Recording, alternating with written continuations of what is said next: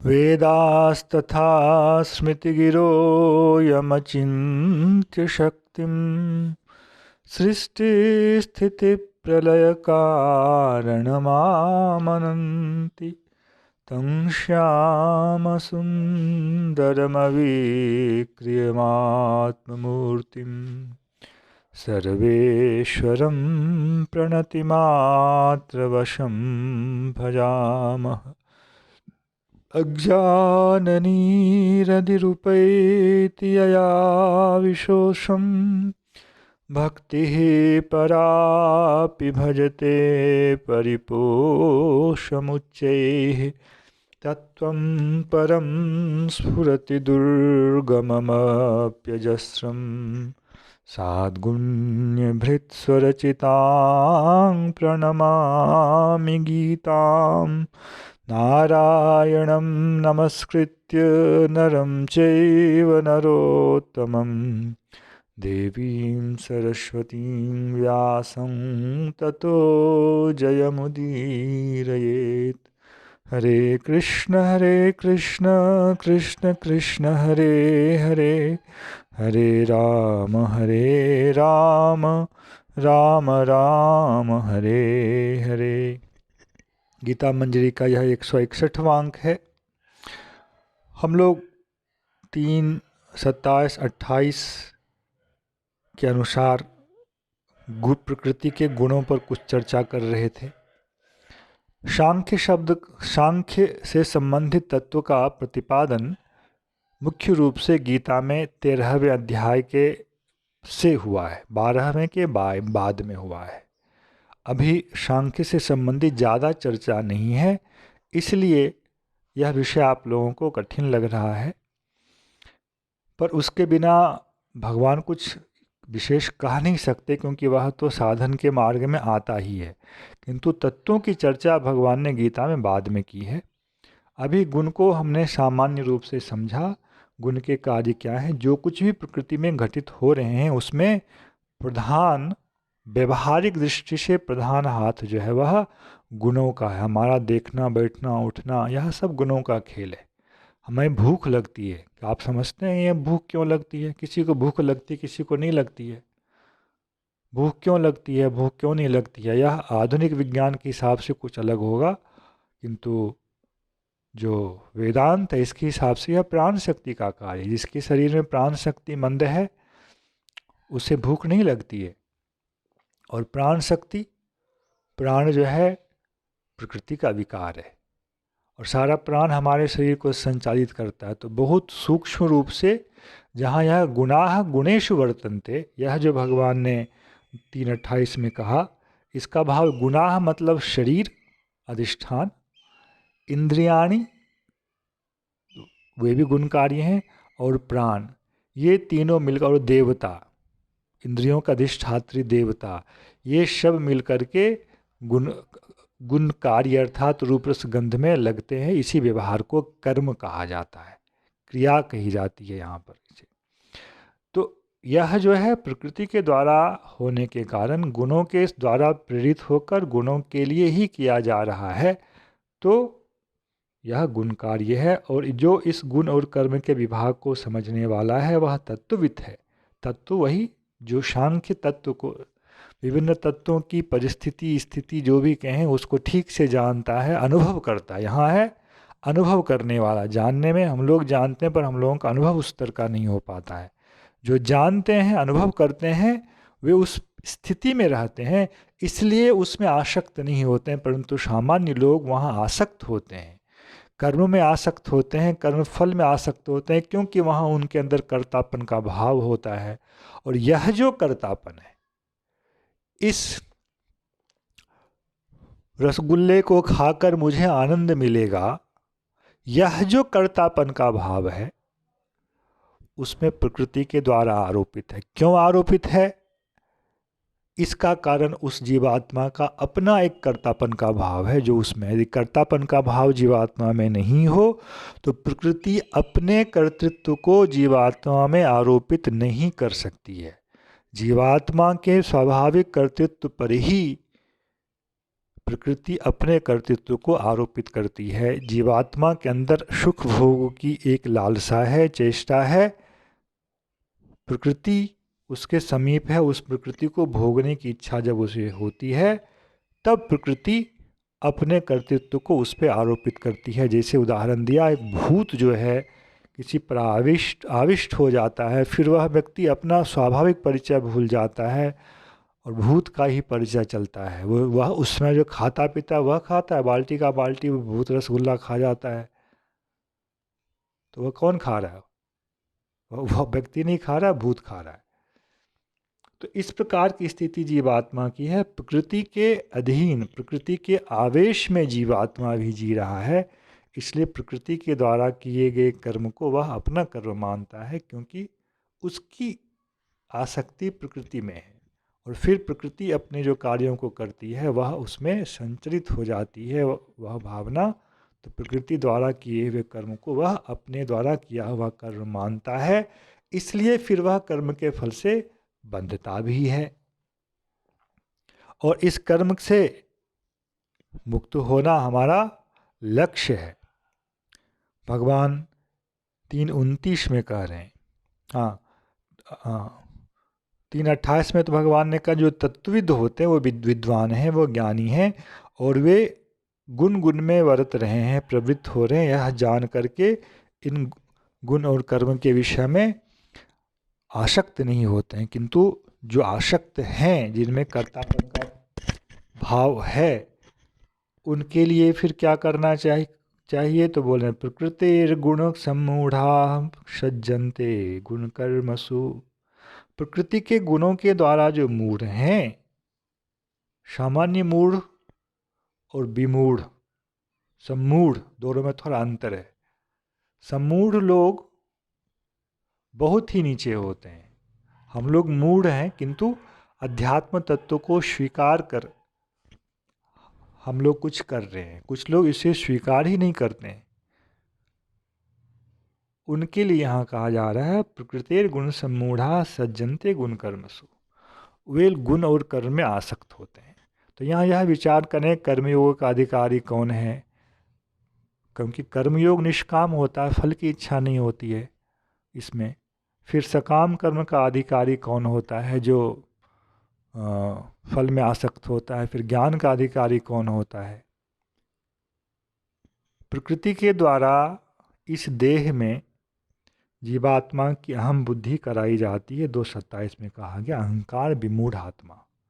प्रकृति की ही एक शक्ति है, विकृति है अहंकार, और उसके द्वारा जीवात्मा समझता यह मैं देही हूँ। इससे ज़्यादा उसकी बुद्धि ऊपर उठ ही नहीं सकती है। इस देह को मैं मानते हुए मैं देख रहा हूँ, तो आँख देख रही है, मैं नहीं देख रहा, ऐसा विचार ना आकर मैं देख रहा हूँ, यह जो विचार है यही आसक्ति हो, कर्तापन का भाव।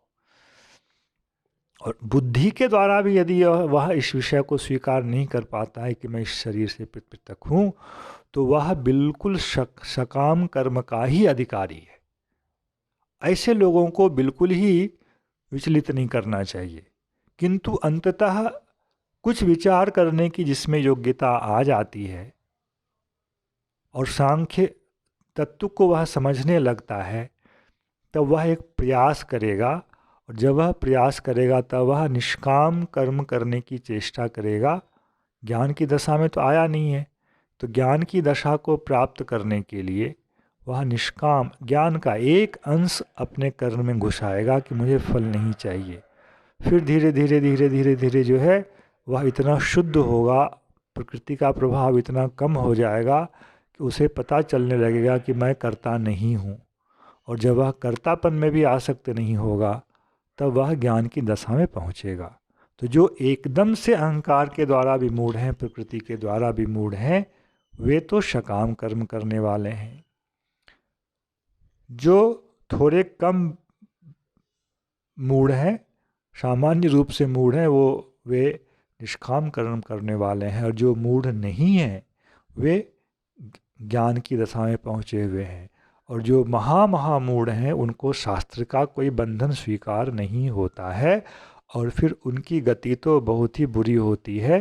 गीता में भगवान आगे बोलते हैं काम क्रोध लोभ इत्यादि के द्वारा प्रेरित होकर के ही जो कार्य करते हैं, शास्त्रीय मर्यादाओं को नहीं मानते हैं, उनकी गति नरक में होती है।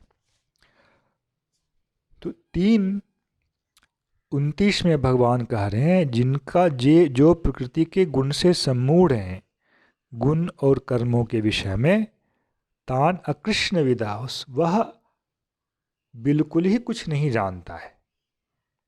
इसलिए वह क्या है? मंदान, वह मंद बुद्धि वाला है। कृष्णविद, सब कुछ जानने वाला, तत्व को जानने वाला, अनुभूति के स्तर पर जानने वाला जो ज्ञानी है, ना विचालयित, वह उसको विचलित ना करे, उसकी बुद्धि में भेद ना उत्पन्न करे। भाई तुम शरीर नहीं हो, आत्मा हो, तुम्हारे अंदर प्राकृतिक कर्मों का कर्तृत्व नहीं है, करोगे तो बंधन में पड़ोगे, ये सब बातें उनके हृदय में नहीं बैठ सकती हैं, और वह दोनों कुल से गया, न ज्ञानी बन पाएगा न वह कर्मी बन पाएगा। इसलिए ऐसा विद्वान ज्ञानी पुरुष अपने आचरण के द्वारा उनमें उत्साह उत्पन्न करते हुए उनको कर्म में नियुक्त करते रहे। यही 2:26 में भगवान ने कहा है, जो शेत सर्वकर्माणि विद्वान युक्त समाचरण, जो युक्त है परमात्मा से वैसा विद्वान स्वयं कर्म का आचरण करते हुए उनको भी कर्म में प्रेरित करता रहे। इस प्रकार से लोक संग्रह की भावना से कर्म करने की जो प्रेरणा भगवान ने अर्जुन को दी थी, उसका यहाँ भगवान एक तरह से उपसंहार कर रहे हैं।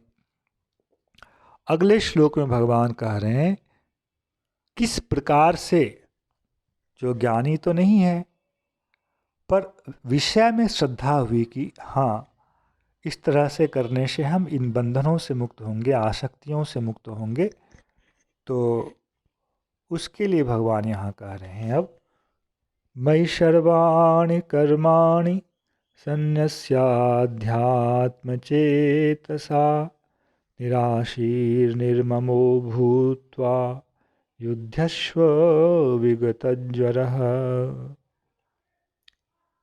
मयि सर्वाणि कर्माणि सन्न्यस्य अध्यात्मचेतसा।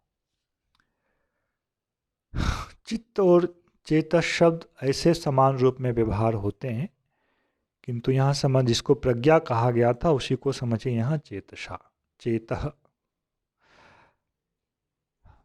अध्यात्म चेतस होकर, अध्यात्म में आत्म परमात्मा के संबंध में निष्ठावान होकर, वैसे बुद्धि से युक्त होकर कर्म करो।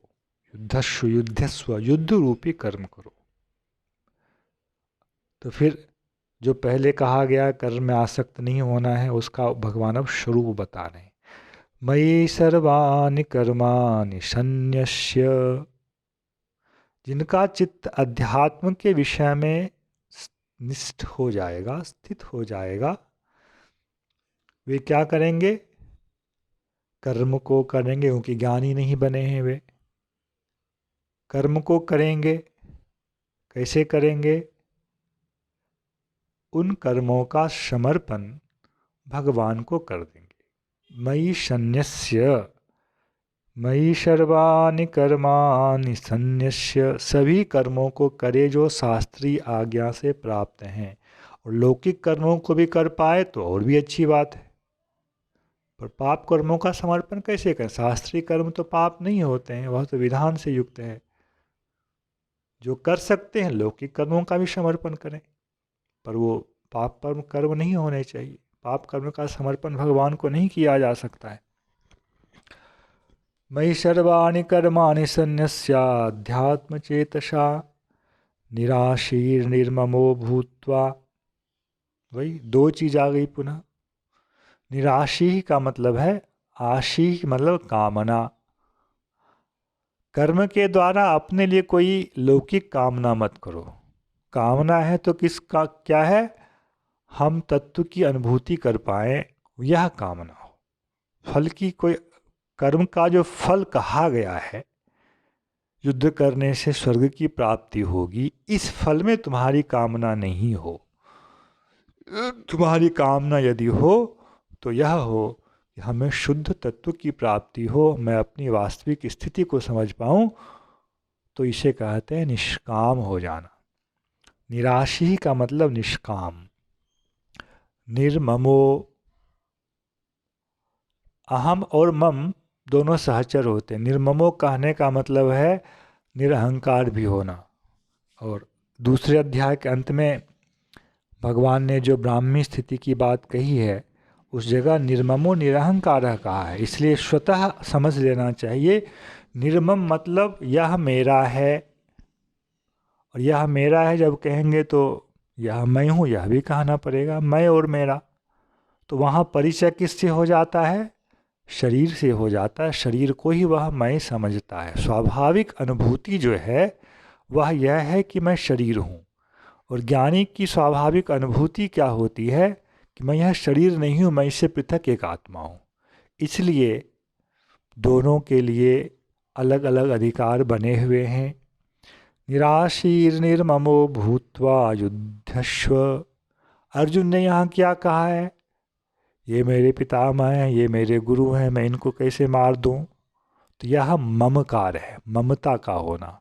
इस ममता का आधार कौन होता है? अहंकार। मैं अर्जुन हूँ, मैं इनका पोता हूँ, मैं इनका शिष्य हूँ। तो अहंकार और ममकार साथी होते हैं। और यह ज्ञान का विरोधी होता है। जहाँ ज्ञान होता है वहाँ यह अहंकार, देह संबंधी अहंकार मिट जाता है। देह से संबंधित ममकार भी देह दैहिक दोनों ही उसके देखते जरूर हैं। देह है, पर देह में जो मैं बुद्धि है यह आरोपित बुद्धि है, यह स्वाभाविक नहीं है। और यही प्रकृति ने दिया है। इसी को भगवान ने भी 2:27 में कहा था, अहंकार विमूढ़ आत्मा। यदि अहंकार स्वाभाविक होता यह जीवात्मा का, तो उसके कारण उसको विमूढ़ात्मा नहीं कहा जाता, तो ज्ञानात्मा कहा जाता, मूर्खात्मा नहीं कहा जाता। मोहित, विमूढ़ मतलब मोहित। तो जीवात्मा जो अहंकार से मूढ़ नहीं है, ऐसा बनकर ज्ञानी हो तो इस आधार पर स्थित होकर युद्ध करो। ज्ञानी नहीं हो तो ऐसी भावना को प्राप्त करने के लिए युद्ध करो। पर युद्ध करो। युद्धस्व विगत ज्वरः।